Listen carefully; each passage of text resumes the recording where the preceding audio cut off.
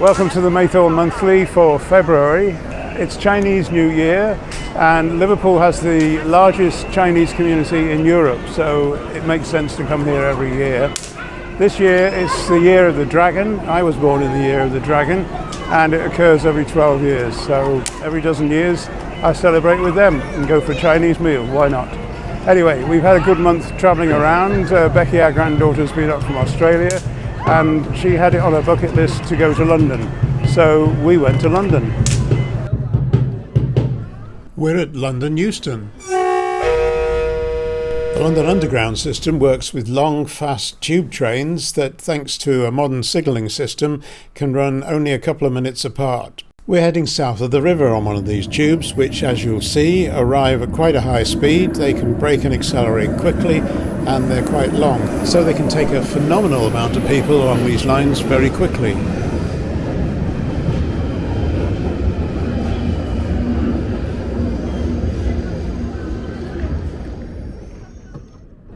We've taken a short trip across the river by tube and come up for air at London's Waterloo. And straight away we can hear some live music being played.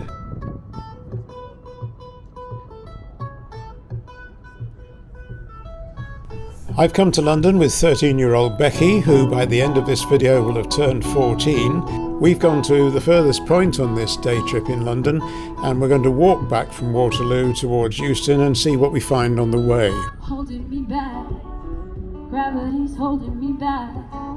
Want you to hold out the palm of your hand. Why don't we leave it at that? Nothing to say, everything gets in the way. No, you cannot be replaced. I am the one who will stay. Oh, it's not the same as you were.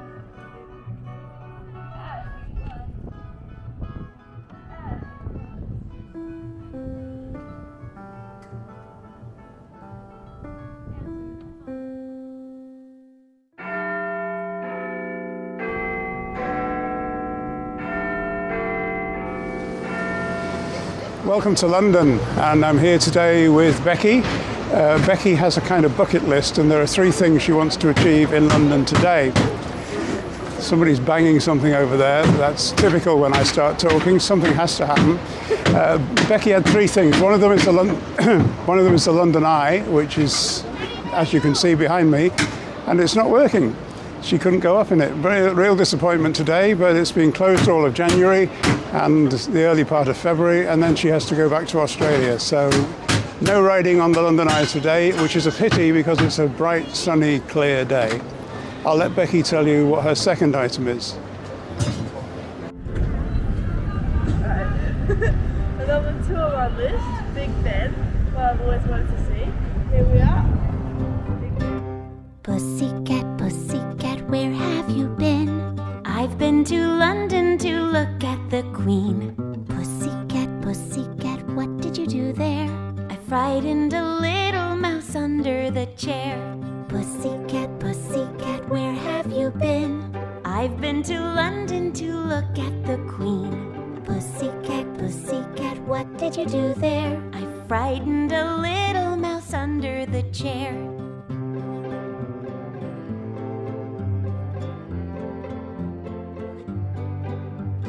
So Becky, you told me that your third item on your list was to buy a souvenir today. Now I know you want to do that anyway, but I thought you also wanted to see Buckingham Palace.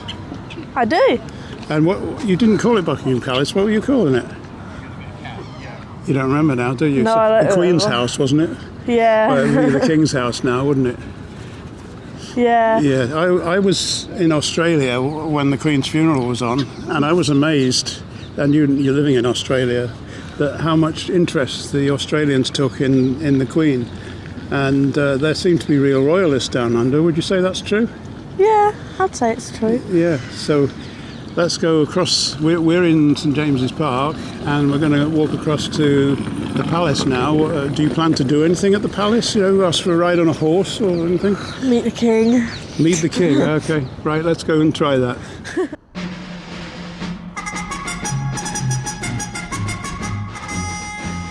They're changing guard at Buckingham Palace. Christopher Robin went down with Alice. All the posts along the mall are engraved ER, Elizabeth Regina, and I don't suppose they're going to change that for Charles anytime soon. Says Alice.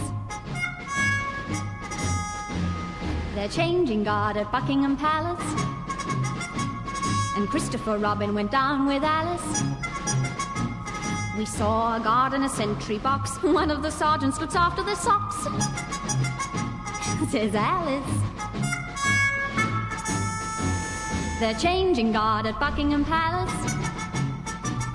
Christopher Robin went down with Alice. We looked for the Queen, but she never came. Well, God take care of her all the same, says Alice.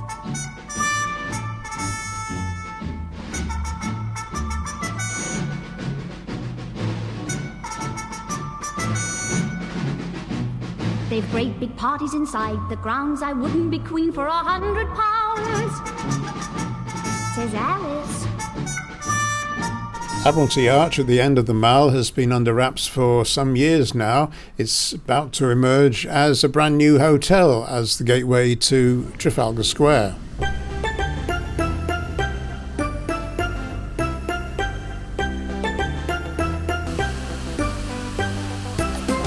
I've been going to Trafalgar Square since I was a young boy, and I seem to remember it always had a lot of pigeons, but not so much these days.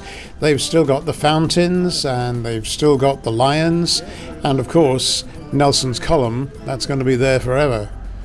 Time for Becky to continue on her bucket list, and it's time for those souvenirs. Well, we went into loads of souvenir shops, but it's these carts and trolleys out in the streets that have the best prices, and it looks like Becky's found something she really wants.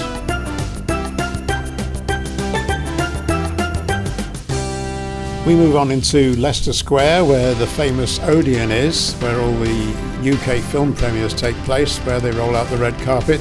Lots of famous people appear here from time to time.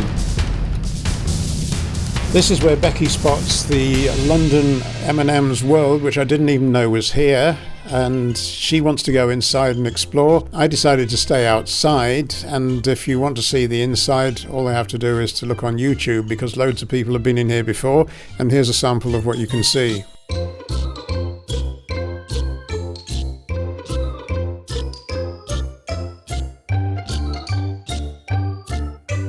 Even I can tell through the glass windows that it's a multi-floor, huge expanse of M&Ms, basically.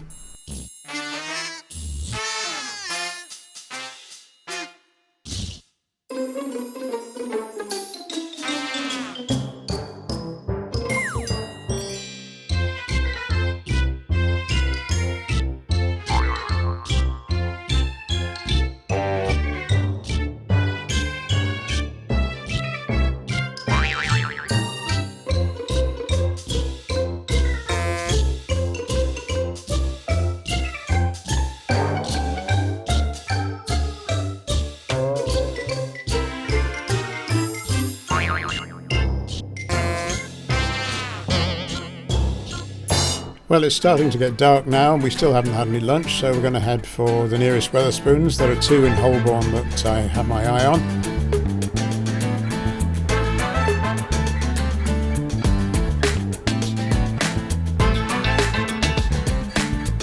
We didn't take one of the alternative forms of transport. We walked, because that was our goal for the day, but we did pass an electric Kia that was being charged from a lamppost. I'm sure that never happened last time I came to London. 2 days later, and Becky celebrates her 14th birthday.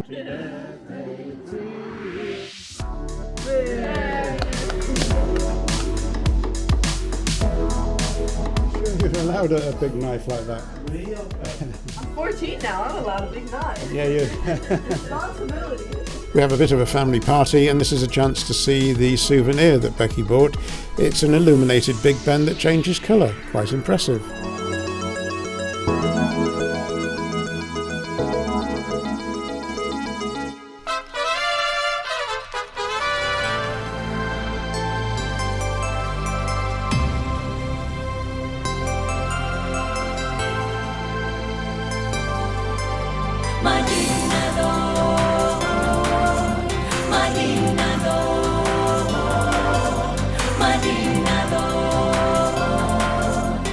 marinador.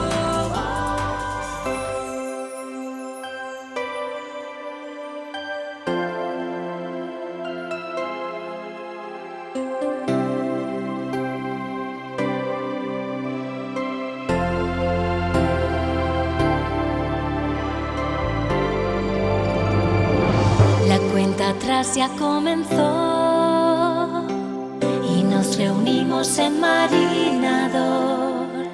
Es la ciudad de la ilusión que despierta tu imaginación. Bienvenidos a Marinador, todos juntos con esta canción. Bienvenidos a Marinador, todo un mundo de color, fantasía y emoción. Da comienzo nuestra diversión. Nos veremos en Marinador, Marinador, Marinador, wow, wow. So I'm at the Rotondo El Barco, which is the bus stop, which I said might be a bus station. The sign you were just looking at is to show the Madrid bus still comes here. There have been some other changes since my last bulletin, and one of those is the airport bus. Only a couple of years after I was telling you about it, the airport bus stopped running from here. In fact, it stopped going into Oropesa at all. So now the only public transport from Castellón Airport is a bus that goes straight into the city of Castellón. Mercadona is still at the top of the road here. The Casada market that was built quite late on in our Marinador diaries, that's obviously doing very well here at the top of this street, the Calle El Barco. And what's happened since then is right behind me, they built a brand new Aldi, which is a bit odd because Mercadona ruled the roost here for so long, but Aldi are chancing it here and they seem to be doing reasonably well. This street was always great because down the front, the other half of the road beyond the roundabout, there are apartment blocks where a lot of our friends used to live. Those who bought frontline apartments, they have direct access to the sea. There's a bar down there called Bayota. There's these buses here and all the shopping at the top of the street. So this was always a great place to live. The other thing we've just noticed is the Urbano, which was being run by a new company called Massabus. Lovely little buses, they ran them for years. But we've come back in 2024 and we found that the local bus company Autos Mediterráneo are now back running the service again. So it's all changed.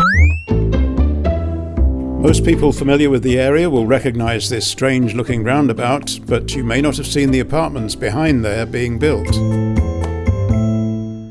veremos en Marinador, Marinador, Marinador, wow, wow.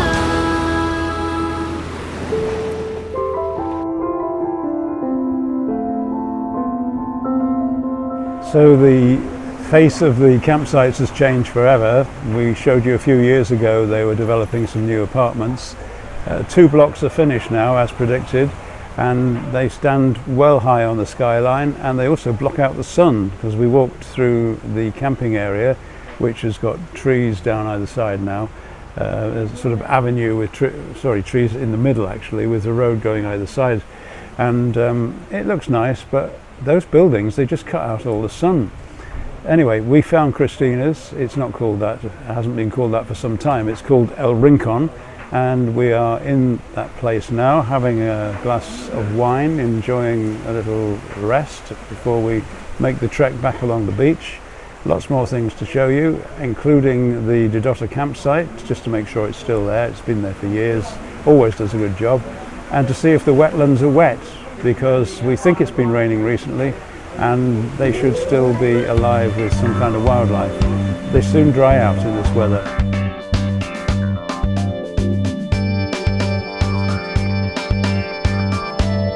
Each time we come, they seem to have pushed a few more roads through, knocking down trees and creating ways to get down to the front. These pictures show the landscape gardens in front of the new apartments and the paths leading down onto the Beachway Walk.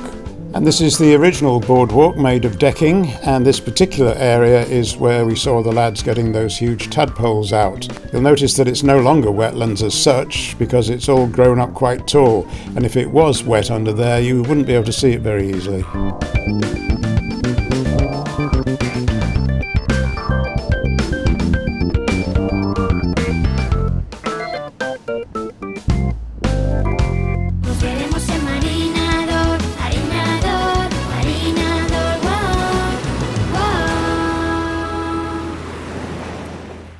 I'm standing outside the building that our apartment was in. It was sold in May last year, finally. The bank had it because the maths behind this lot was that we paid 209,000 euros for an apartment here on this side, the south facing with the sun, and they were selling fire sale prices of sort of 50 or 60,000 euros by the end, so there was no way we could repay our mortgage with that, so we just handed it back. Other friends of mine who are friends I made while we lived here, didn't know them beforehand, they sold up as well. They didn't have the kind of mortgages I did, so they actually got some money back at least, but they made a huge loss, and as did anyone in this resort who bought apartments at the 2006 prices. They really were expensive. A lot of the places around here have gone. We've been to Didota. Sorry about the wind noise if you're picking that, but it is really windy here today, even though it's warm and sunny. And if this microphone doesn't blow off my shirt, I'll keep talking. We've been down the front and looked at Didota, and there's no sign anymore that it's Didota. The walls have all been whitewashed, the furniture's all been changed, and both on the sea looking side and on the side road side, all new chairs and tables, and actually nobody really in there, so I don't know what's going on, but it looks as though it might not be Didota anymore. I'm going to move on now. Worth to mention that of all the places that have gone or closed down over the 16 years we were here, Be Free, the bar that's at the other end of this building, is still there, and we've just had some lunch there, so it's a survivor. It's got an English name, but that's about the end of it. Nobody speaks English, and I'm getting blown away, so let's go this way because the wind's blown us this way, and go and have a look at the wall that they made while we were still living here.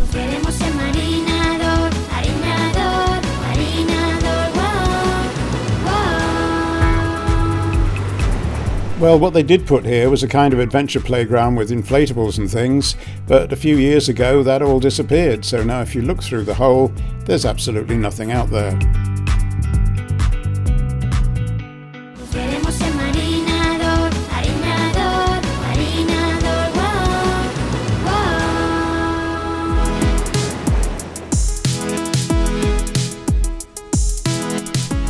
If you were watching our videos last year, you will have seen that in the winter the main garden's closed. Now this is a first, that never used to happen, but yes, es cerrado, it's closed, and we don't know when it opens again.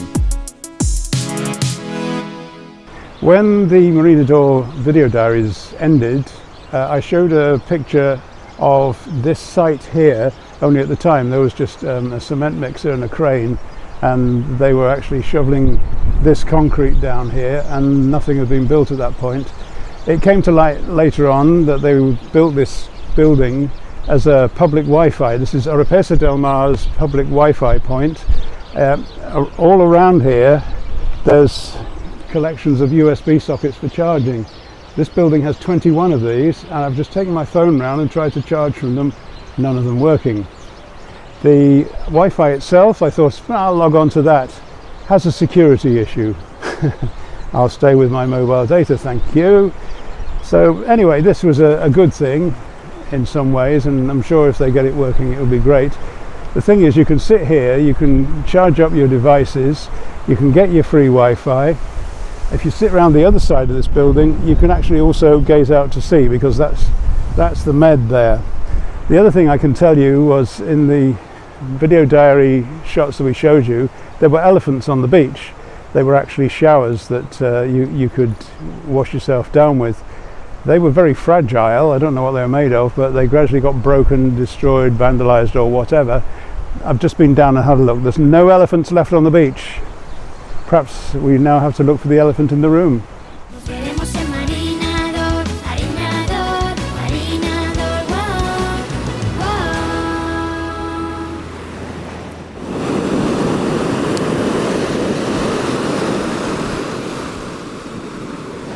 So this is the River Chinchilla, and across the way there is what I thought was what Marina d'Or was named after. In fact, in the early days I thought it was going to be a marina, but it's not big enough, and it never has been anything more than just a place where a couple of people fish.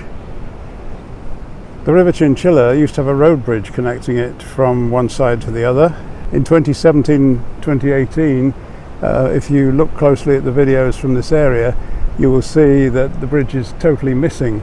It was later replaced by a footbridge, and the footbridge survives to this day.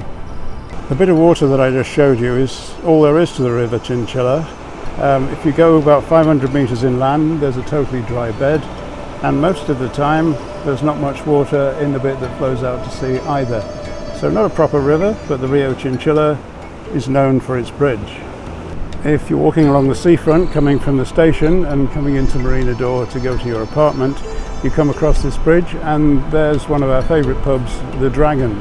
It's open and there are a few people inside, so we may well go and join them. That's all we've got in our recap of the Marina d'Or Video Diaries update.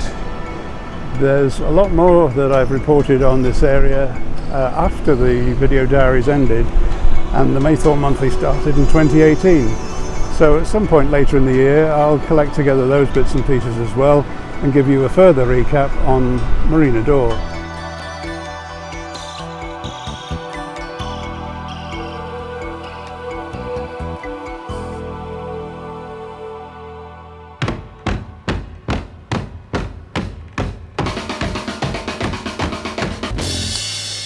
Hello and welcome to Bits and Pieces, where I bring you some extra bits that you haven't seen in the earlier videos.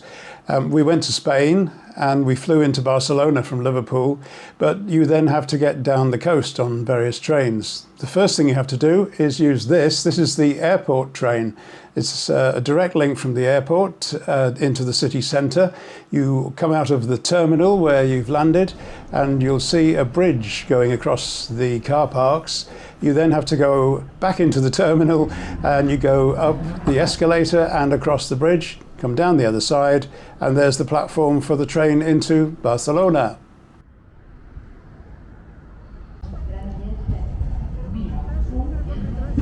While we were on our train travels, I saw a train I'd never seen before with Adif on the side.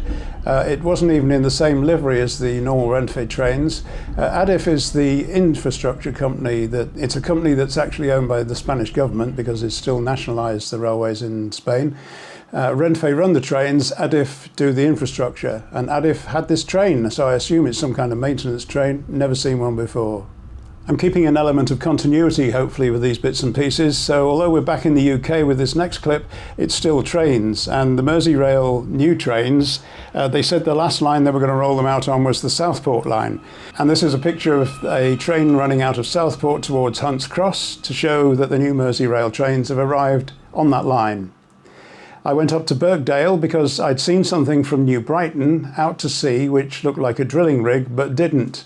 And I had an inkling of what this might be, and I failed to get a decent photograph because it was so far out at sea. I subscribed to the mailing list for HyNet Northwest some years ago, 4 or 5 years ago, when they first started exploring, and so I've got a reasonable idea what they've been up to. One of the things I've told you about before is the hydrogen village, which is Whitby Ellesmere Port, and the thing they're particularly into is carbon capture. So they're looking to capture all the carbon from the industry around Ellesmere Port and outlying areas, but particularly Stanlow. Due to the cancellation of government funding for it, the hydrogen village never came about. But HyNet's plans go on, and the carbon capture is why there's that thing out in Liverpool Bay. They're going to capture. Actually, I'll let somebody from HyNet explain it from their own video. Starting in 2025, HyNet Northwest will store and capture carbon. and they'll start to replace fossil fuel gas with clean hydrogen. This will set the northwest of England and North Wales on the path to zero emissions, creating and also protecting jobs. Here in North Wales, we're really excited and proud to be the first cement plant in the UK to be part of the carbon capture and storage scheme. This is really revolutionary for our business. HyNet Northwest is based on the production of hydrogen from natural gas. This gas will be fed into the UK's first low-carbon hydrogen plant at the Stanlow Manufacturing Complex, where it will be split into hydrogen and carbon dioxide. The carbon dioxide will be transported underground through a pipeline. Here, it will join carbon dioxide directly captured from other sites across northwest England and North Wales. This includes industry such as CF Fertilisers Ince plant, which makes ammonia for fertiliser, and Hanson's Padeswood Works, which makes cement, as well as other products essential in our day-to-day lives. This carbon dioxide will be safely and permanently stored beneath the seabed in Liverpool Bay. At the same time, clean hydrogen will be distributed via new pipelines, replacing fossil fuels to power our industry, heat our homes, and fuel our vehicles. Hydrogen will be stored in underground salt caverns in Cheshire, similar to those currently used to store natural gas, ready to manage peaks in demand. It's been a bit of a disappointment for the Cheshire Council that they couldn't have the Whitby thing going ahead. If you listen to an interview that was done before it was cancelled, you can see what their hopes were. We're looking forward to an opportunity to partner with Cadent and British Gas for a Hydrogen Village programme. This is a really exciting project where local gas pipes and homes in the Whitby area here in Ellesmere Port would be able to run on this more sustainable gas, helping homes reduce their emissions and continuing to build North West's reputation as a leader in the hydrogen economy. Reading between the lines, it looks as though the government now sees hydrogen as a commercial scale thing, and residential, we're not getting that yet. Perhaps it's going to cost too much. But with industry backing it with their money as well, I can see that carbon will succeed. And in Stanlow, they've already had, I think it was in August 2022, a huge hydrogen furnace delivered. And the hopes around the industry there is that they'll be able to run on hydrogen and have their carbon captured and dumped in Liverpool Bay. Dumped isn't a polite word, I know, but it's what's going to happen. Well, while most of us are trying to keep warm in our homes, even if the thermostat's down a bit, we went to a place that it's cold, and they try to keep it cold too. It was Deeside Ice Rink. A lot of memories for me, because in the mid-90s, that's where I had my first date with Ruth, pre-marriage, and met her children for the first time. And we've just been back there, and I haven't seen that ice rink since then. And there's one good reason we were there. If you watch this video, you will probably recognize someone. It's Becky, who was over from Australia, and she wanted to skate. And this is actually the third or fourth time she'd been. She'd been with her friends, she'd been with her dad, and then she went with us. There's a fascinating machine at the ice rink which comes in between each session. So we were at the morning session, and then they drive this machine out onto the ice. This machine's pretty clever. It actually scrapes off the top layer of ice, which of course has been damaged by people skating on it and jumping on it all morning, making holes in it. So it takes the top surface off as it goes, but it also spreads warm water across, which will later set and become the new surface for the afternoon session. That's why there's two gas bottles on it that needs to heat the water as it goes round, but not too much that it melts the rest of the ice. There's some other technology I came across while at the ice rink. Vending machines I'd not seen before. Normal vending machine, well, it looked normal until you operated it with a touch screen. And then to the right of it, a vending machine where you couldn't even see what was in it, and it was one big total touch screen. And I have to say that worked. I got a can of orange out of it, and I paid by Bitcoin. And more about that later. Back up in Birkenhead, and I got off the bus and walked through a car park where I saw a really good mural of a wall mural of the Mersey Ferry, which I had to take pictures of, because this sort of thing seems to be springing up all over the place. In fact, I think in future I'll try and take more pictures of the murals that I see, because some of them are pretty excellent. Well, I was in Birkenhead to go along to Wirral Wave, the local community radio station.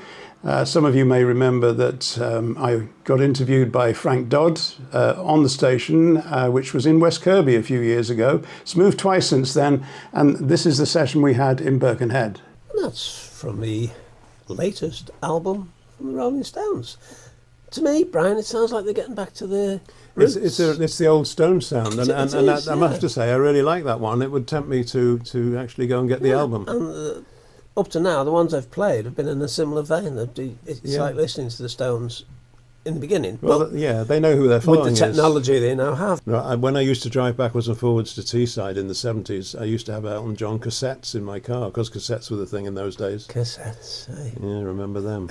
8 tracks. Them as well. I had an 8-track in my motorhome in the 70s. So I used to go after that period when I was going over to Yorkshire every week. I actually got a motorhome and started travelling around a bit, and I had an 8-track in that, and I found that the record company reps were able to source me 8 tracks of their albums that they were releasing. And who knew you could do that, because 8 tracks were big in America, but not so much really here. Came to much fruition here, did they? We knew someone in the must have been in the 70s that had a record player in his car, and the similar must apply, because you're going over all these bumps on the roads. The record still plays, but it must really dig deep into the groove. I don't know what it did. And the record presumably would then have quite a short life, because it would eventually get bored away. Well, when I was growing up in the early teens, we lived in a house which was part of a market garden, and it had no electricity. So we didn't have a record player as such, but we did have an old wind-up one. I don't know why I'm doing the gestures, because people can't see me. Remember the old gramophones that you wound up? We had one of those, with and somebody had adapted it to take 45s. Yeah, not LPs, but 45s. And which was great. We could play records, because I don't know what he did to slow the motor down, but hey. When eventually we moved into a place with electricity, they wouldn't play in a normal record player. The grooves were too thick. Oh, yes, of course. Because of big, thick needles on them, as you can imagine. And of course, that could all come back now, because we are approaching a time when there won't be any electricity, because the wind won't blow, the sun won't shine, and we'll have no electricity. So we'll have to go back to the wind-ups. Okay. Yeah. Is that a wind-up? In more ways than one. Are you telling the truth? Well, moving on to some more technology, and this is financial technology, or fintech as it's called these days. And what you're seeing on the screen is in fact a gadget that stores Bitcoin. It's a safe, it's a cold wallet, it's cold storage. It gets called all sorts of things. And I've been using one of these for the last few years. Here it is. And I keep it in my safe, but on here is the Bitcoin I own. Now, their pictures show you, so I'm not going to show you my particular device switched on, because it contains all sorts of codes. If you keep your Bitcoin online, then you're not in a cold wallet situation. Having your Bitcoin in here is like having cash under the mattress, except cash under the mattress gets to be less and less in value as it's left there. There's some graphs that I've been looking at. One of them's the US, and the other one is from the Bank of England, and it shows how the money supply is increasing and increasing year on year. There was a time when they used to tell us these figures, the M2s and the M1s and the M4s or whatever they were called. They don't tell us that anymore, because they don't want us to realize just how much money they've been printing. You only have to look at the shape of the graphs to see that the amount of money in circulation goes up, and you don't have to be very clever to realize that the more money's in circulation, the less each pence or dollar or cent is worth. The price of the goods probably remains about the same. It's the monies that's changing, but people don't realize that. And of course, then you get interest rates. The government, the Bank of England in particular, they tell you that to stop this happening, they need to put up interest rates. I've never quite understood that. The way to reverse the situation is to remove money from circulation. Now, does putting up interest rates do that? I don't think it does. Back to the Bitcoin. It's extremely secure. I can probably find you a key, as they're called, a public key, that won't expose anybody's Bitcoin, and show it you on the screen. It's a hugely long hexadecimal number. And also, with the device, you get a piece of card that you put in the safe. And on here are words. Now, these words are generated by the stick when you first buy it. You're encouraged to write them down on a card, put it in the safe with it, and don't let anybody see it, because if you lose contact with your Bitcoin, if you lose your password or anything like that, these are recovery words, so you can get back into it again. I said I spent the money in a vending machine in Deeside, and my Bitcoin and other currencies can all be spent. I now keep a good deal of that on this card. Now, there are several cards that MasterCard were the first into crypto technologies, by the way, so there's already a lot of support for crypto in MasterCard's system. And this is a MasterCard with which I can spend not only my Bitcoin, but anything else I'm holding in the Wirex accounts, including Ether, Solana, Polkadot, and various other currencies you've probably never heard of, unless you're a crypto investor yourself. So one final thing I'd like you to consider when you're putting your cash under the mattress is the value of money is going down all the time because of those graphs where they keep printing more and more of it. The value of Bitcoin is going up. I've got a graph for that too. I first invested in some Bitcoin in 2021. It's a rocky ride. There's a certain amount of volatility, as you can see from the graph, but the general trend is up. Now, the reason for that is you can't print or mine. In this case, they mine Bitcoin using special computers. You can't mine any more Bitcoin once it's all been mined. There is a finite value of Bitcoin. It's written into the algorithms that were placed there when the inventor started it in 2009. Now, at the time, you had about 4 Bitcoin for a penny. Should have bought some then, because 4 Bitcoin now will be worth over £100,000, because Bitcoin's currently riding up around 34,000 as I'm putting this out. So Bitcoin, I had my money on Bitcoin. I know it was a risk. I wouldn't invite anyone else to do it. Risk is a personal thing. I was, sorry to touch the mic, I was prepared to take the risk, and for me it's paid off. But then I understood the maths behind it, and I understood the reasons why Bitcoin might go up, and the same reasons that gold prices go up. Because gold has a fixed value, it doesn't go up at all. The money that buys it has a decreasing value, so you need more and more of that cash to buy the gold or the Bitcoin. So quite a lot of different subjects in this month's Bits and Pieces, and the thing I'd like to leave you with is the hydrogen issue, because it's going to be big. They say net zero is important. We've got to stop this kind of thing from happening, all that stuff going in the atmosphere. They're capturing that and they're putting it under the sea in the Liverpool Bay.